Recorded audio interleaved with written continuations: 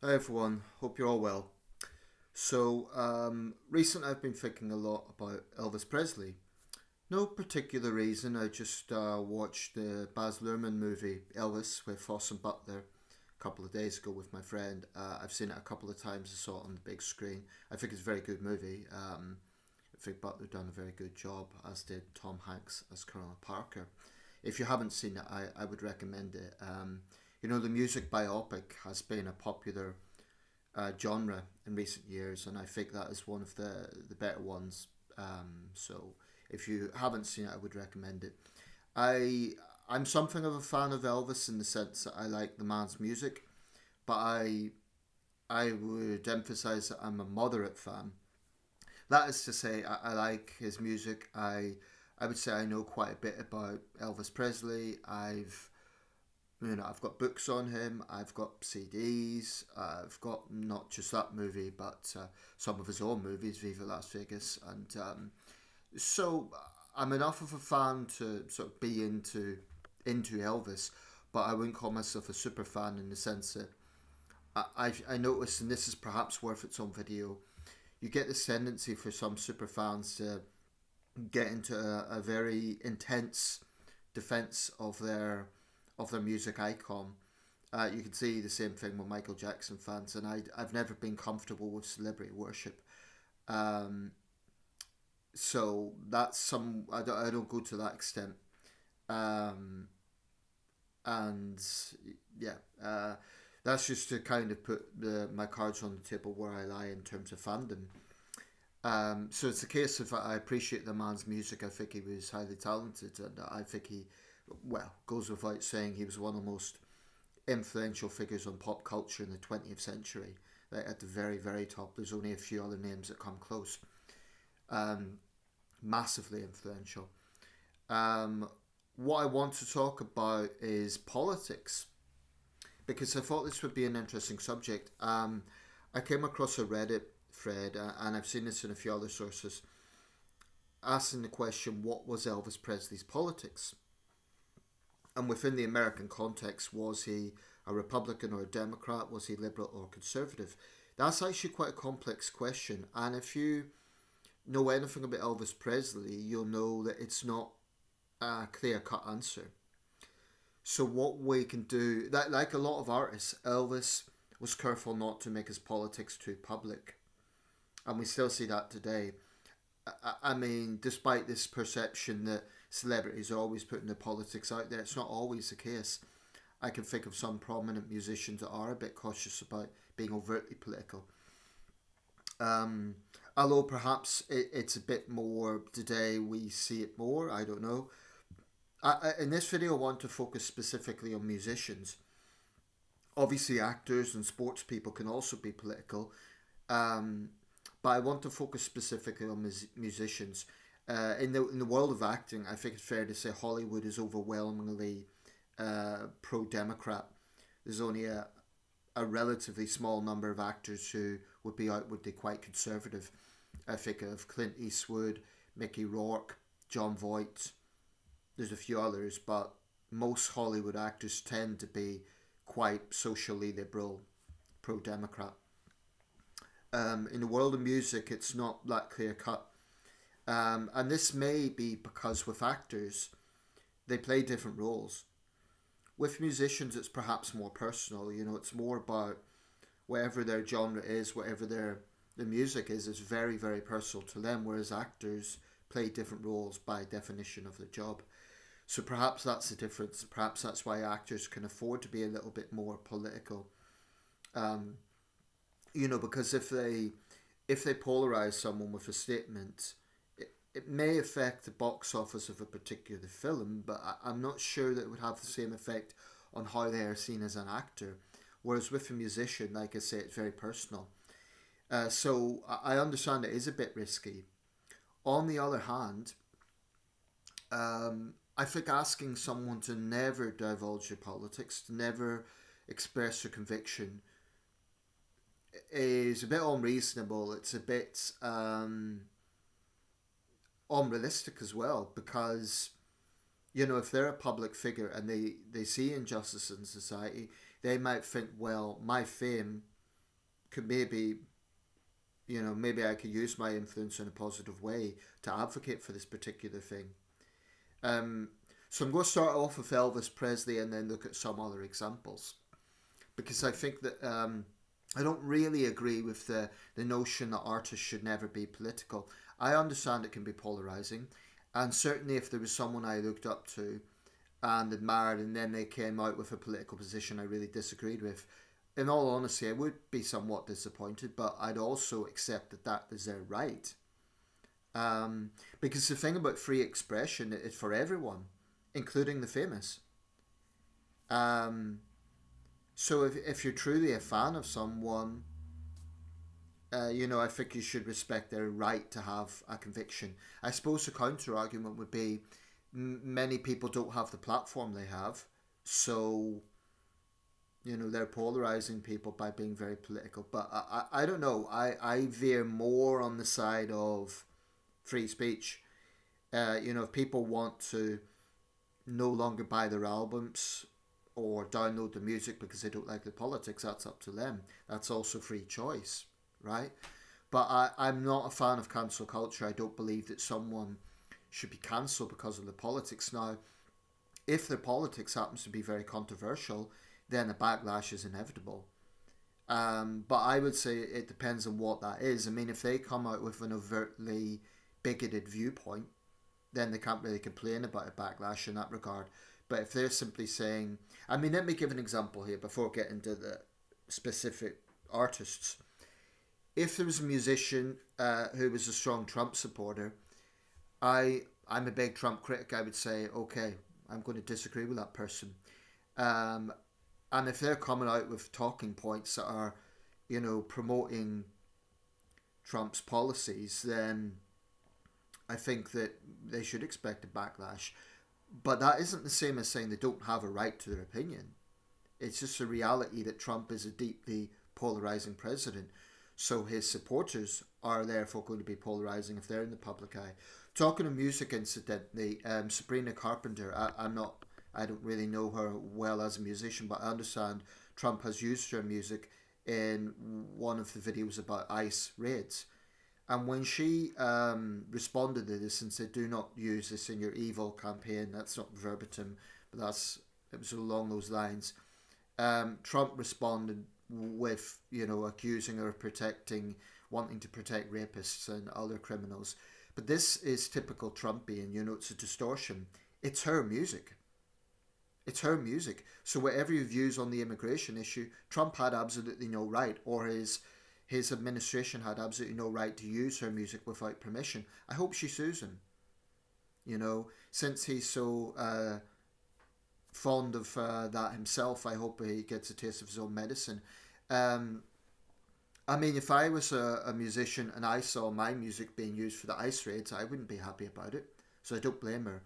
Now, Elvis Presley. If we look early in his career in the 50s, Elvis was actually ahead of his time, I would argue, on civil rights. It's widely known that he was influenced by black music. Sometimes he's criticised for kind of adopting black music. Today, the term cultural appropriation would be used. I'm not a fan of that term because I feel that, it's very, very restrictive. But Elvis was influenced by black music. Here's the thing, though. He always publicly acknowledged that. He never said, I was the founder of rock and roll. He never said that I don't think he even called himself the king. He gave that to, I think it was Fats Domino. And it was figures like Little Richard and Chuck Berry were the pioneers of rock and roll. Elvis popularized it, but he always acknowledged that. It's not like he falsely took credit for that. So that's an important point. It's also worth noting that he had black backing vocals. I believe they were called the Sweet Temptations. Now, this was in the 70s, so it was when things were starting to change. But still, that's relatively ahead of its time. Elvis was reported to always have been uncomfortable with Jim Crow segregation and uncomfortable with racism. He was deeply, deeply affected by the assassination of Martin Luther King Jr., which of course was in his hometown of Memphis at the time. Probably only a few miles from Graceland. So that deeply affected Elvis. Now, you could argue most decent people would have been affected by that, but there were, you know, even at that time, hardcore racists in the South who would have seen it as justified.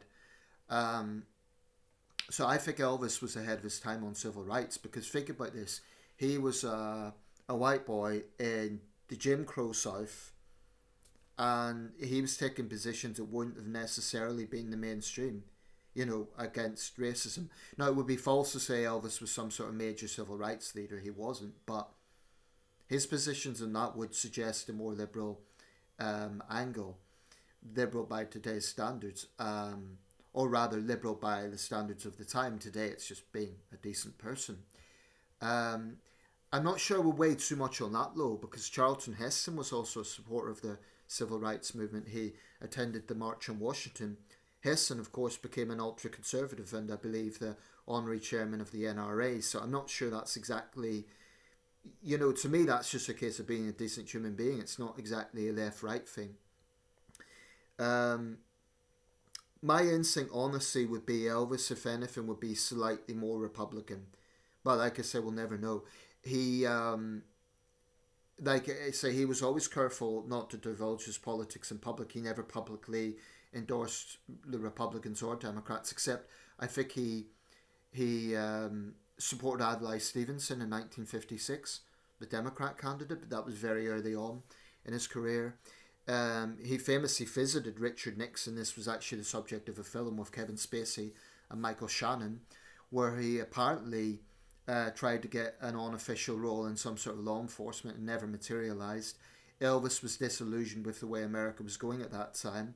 Many saw him as, you know, I'm talking about the Elvis of the 70s, as kind of part of the old establishment. You know, that was the post-hippie era. And Elvis was seen by many, actually, at that time, as establishment, kind of almost conservative. Um, so, you know, it's always possible to exaggerate these things, but I think Elvis was, in that sense, definitely quite socially conservative. He didn't like the hippie movement. He apparently didn't like draft dodgers. He'd served in the military himself, albeit at peacetime. But that would suggest a more conservative point of view. He had a big gun collection. I wouldn't at all be surprised if Elvis Presley was pretty big on the Second Amendment, maybe vocal on that. Um, Having said that, there wasn't the same sort of issues around mass shootings in the 60s and 70s. There was political assassinations, but not necessarily mass shootings as we've experienced in more recent decades. So I don't know what Elvis' stance on that would be, but I think my instinct would be he would be more pro-Republican because they're seen as more pro-guns. Um, it's one area I strongly dislike the Republican Party on. I think they're in the pocket of the NRA. I think Elvis would probably be an NRA advocate. Um, and as much as I like the man's music, that's an area I would definitely divulge. But, you know, diverge, I should say, not divulge. When he died, Jimmy Carter made a moving testimony to him saying that America's lost something of ourselves in the music of Elvis Presley. Um, but, you know, Elvis was savvy enough to not be that polarizing with his politics. And like I say, I think if anything, he would veer a bit more towards moderate conservative. I cited the gun issue, also his idea of like the idealized family. You know, he always wanted his women to be kind of, you know, in a certain traditional sense, I guess. I can't imagine, you know, the religious Elvis would be very big on abortion, for instance. But again, we don't really know his views on these things. So he was quite savvy about that. My instinct is probably Elvis would have been a moderate conservative. If we look today or recently, the sort of people who've endorsed Donald Trump, Hulk Hogan is a prominent example, the late Hulk Hogan. I'd be disappointed, honestly, if Elvis was a big MAGA proponent, but this is the thing, we've seen celebrities on both sides of the aisle and they're vocal about it. More definitely to be Trump critics, but it's hard to know. Elvis always felt frustrations with Hollywood because he felt that he wasn't getting the parts that he wanted. He was always typecast in musicals, so there may be some resentment there. I don't know, but with Elvis Presley, difficult to say. If anything, I'd say moderate conservative. Now I get into other artists who are clearly much more openly political. I would cite Elton John. Elton John, like Madonna, has always been very vocal on pro LGBT issues for obvious reasons. He's a prominent gay man. But to his credit, he's been a huge philanthropist, big advocate for HIV awareness and concerns around that. In America, I understand when John performs, he's not partisan, but in the UK, he's known to have publicly supported the Labour Party on more than one occasion and have been critical of Conservative Party policy, which is not surprising given that the Tories, you know, conventionally until the David Cameron era anyway, were very hostile to gay rights. So it's not really surprising that John would take that position. Um, Billy Joel. I used to be a big fan of Billy Joel at university. Um, it's funny because a lot of his songs are quite political, and yet it's hard to say Joel himself was that political. What I mean by that is a lot of his songs focus on history. Leningrad was about the Cold War. We Didn't Start the Fire went through all the pivotal events and people of his lifetime at that point, from 1949 to 1989. It's a great song. Um, Most prominent musicians have been involved in some sort of charity concerts, charity benefit concerts. George Harrison famously done the concert for Bangladesh in 1971 when that country went through a devastating cyclone that year, 500,000 dead. A famous example, of course, is Bob Geldof and Live Aid, and then later Live 8, which I attended. So Bono and Bob Geldof, I don't think anyone could say they're apolitical. They were very political in terms of the Make Poverty History campaign, in terms of debt relief, in terms of aid to the developing world. You can't. I think you could argue that they're humanitarian stances, but there's absolutely politics involved in them as well. And Geldof has been very vocal in defence of that. Sometimes he's been accused of the white saviour complex, or well, the money just went to the corrupt dictatorship in Ethiopia at the time. Geldof's been very defensive of his work on that. There's been artists who have attracted controversy, not necessarily for overtly political reasons, but for certain things within their music. Taylor Swift apparently has been accused of some satanic imagery in some of her songs recently. I don't follow her closely, but she is probably the biggest star in the world right now in terms of just name recognition. Um, Michael Jackson once got into hot water over one of his videos. I think it was for Dangerous, where he imitated the movements of a panther, and it was said to be overtly suggestive. In fact, a number of his songs got into hot water. One of them was accused of anti-Semitism. Um, I think, to be honest, any artist of that stature, the size in terms of fame and influence of a Michael Jackson, I don't think you could be in public life for, what was it, 30, 40 years and be that famous and not have at least a few controversies. So that goes without saying. Bob Marley was political in the sense that he got into Jamaican politics. At the time, there was a low-level violent conflict going on in Jamaica, and Bob Marley played a big role in reconciliation, to his credit. He famously got the two candidates to kind of shake hands on stage. And he was shot, actually. If you've seen the documentary Who Shot the Sheriff, it covers that period in Jamaican politics. Try to think of other examples off the top of my head. Sinead O'Connor was very vocal about abuse in the Catholic Church, and at the time she got criticised for it. She famously tore up a picture of Pope John Paul II. In retrospect, many would say actually she was right. She was calling out abuse in the church before that was the mainstream contention. And many would say she'd done a service to victims by doing that. That's political, but I say a lot of these things are political, but you can argue it's also about human rights. And Is human rights political? It is and it isn't. It isn't in the sense it's humanitarian, but it is in the sense that that directly links to government policy, either foreign policy or domestic policy. It's political in that sense. Um, Thinking of the civil rights movement, going back to that, black performers at the time were under enormous pressure to be seen to be advocating it. I was reading yesterday that Nat King Cole got quite a rough time from other black leaders and from the NAACP. He was essentially accused of not doing enough and being a sellout because he would perform to white segregated audiences. Ironically, he could perform, but he couldn't use the bathroom. Apparently, Cole was deeply hurt by these allegations, and then he became more vocal on the civil rights movement. Um, but certainly, any African American artists in the 50s and 60s would have had to have had a position in that, because they would have just been seen as, they would have been seen almost as a traitor to the cause if they didn't say something.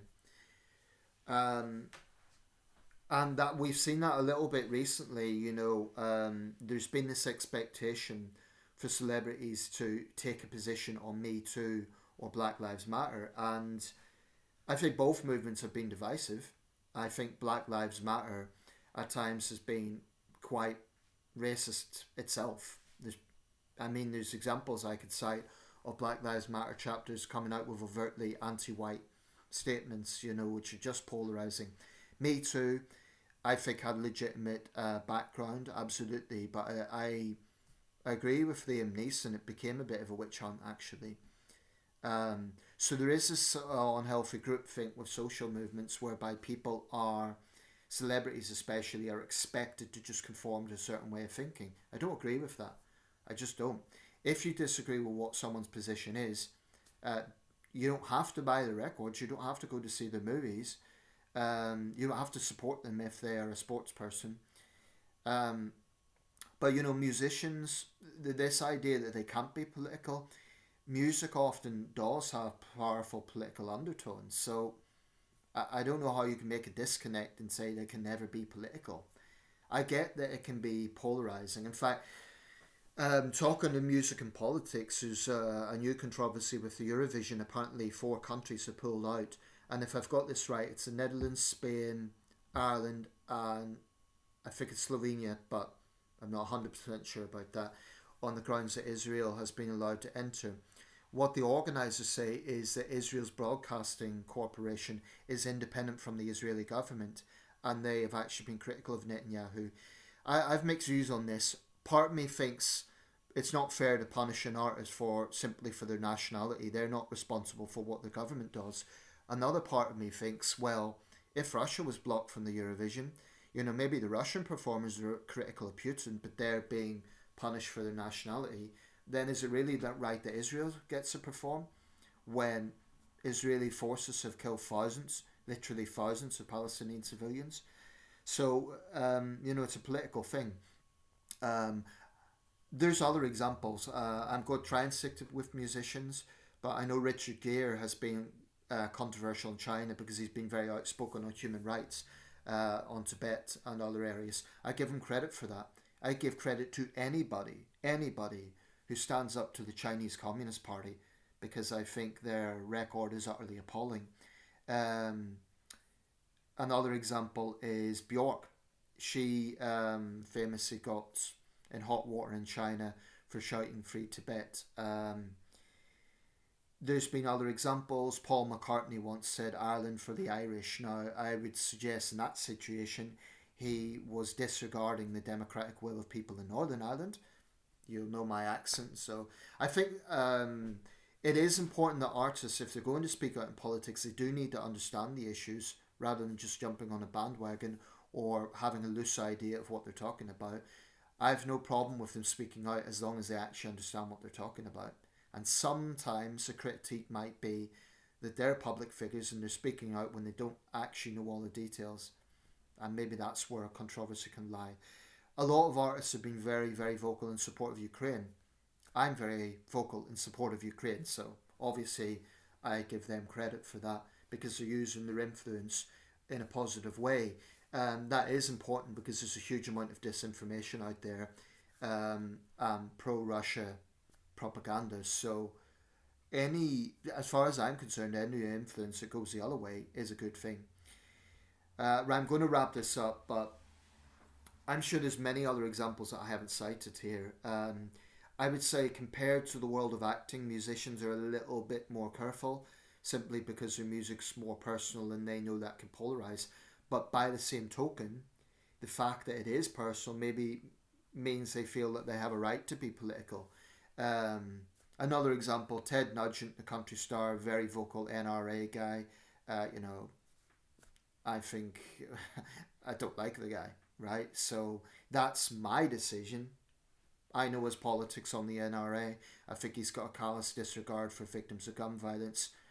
That's my stance. That's his stance. So the point here is public figures, if they're going to take a stance, people are going to form an opinion on it, and that is their right. Just as it's their right to have freedom of speech, it's the right of others to have an opinion on it.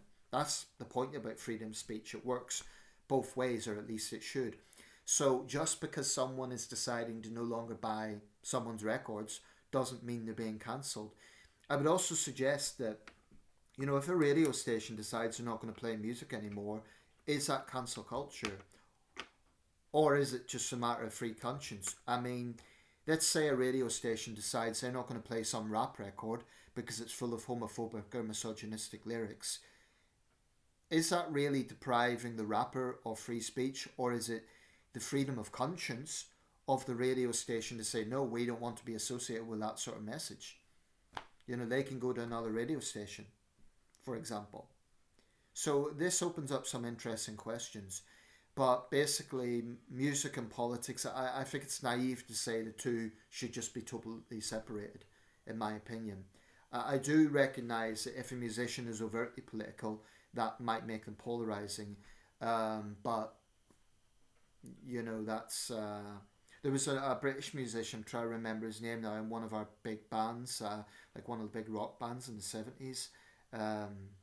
No, I don't think. Eric Clapton, I'm thinking of. Eric Clapton at one point came out with some pretty right wing viewpoints, even. He was even accused of racism, but subsequently he's been more contrite about that and said he was foolish in his youth and he wouldn't have said the things he said then, etc.